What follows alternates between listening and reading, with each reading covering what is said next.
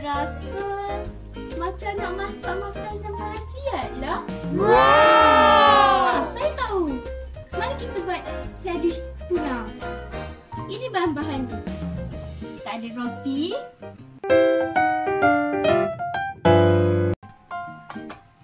salad dan tomato,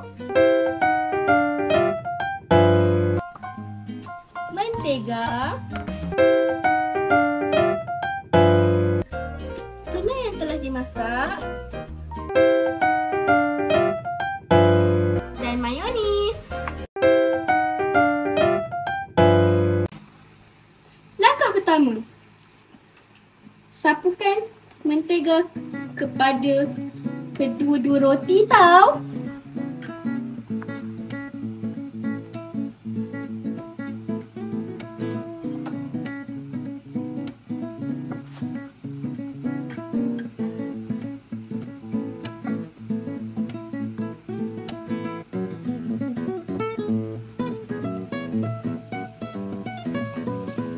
Langkah seterusnya, campurkan mayonis ke dalam tuna yang telah dimasak.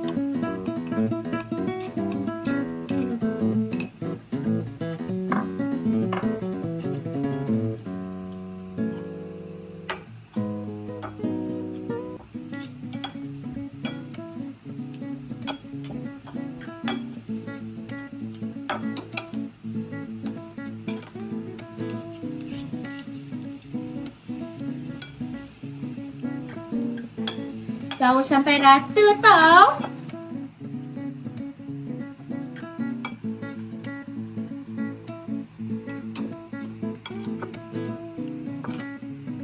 Langkah ketiga, bubuh tuna yang telah dicampurkan dengan mayonis ke roti.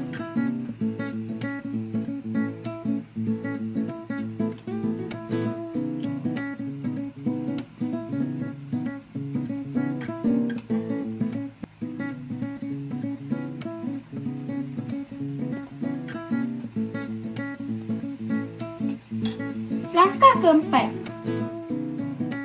bubuh salad ke atas roti.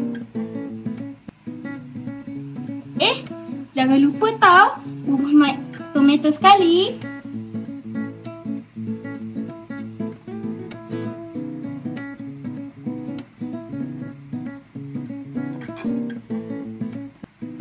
Langkah kelima, bubuh atas roti.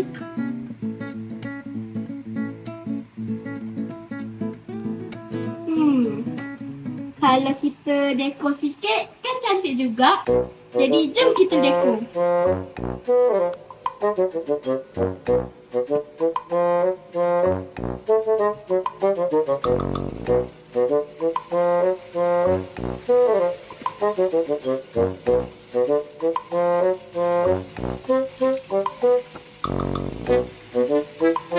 Dah siap.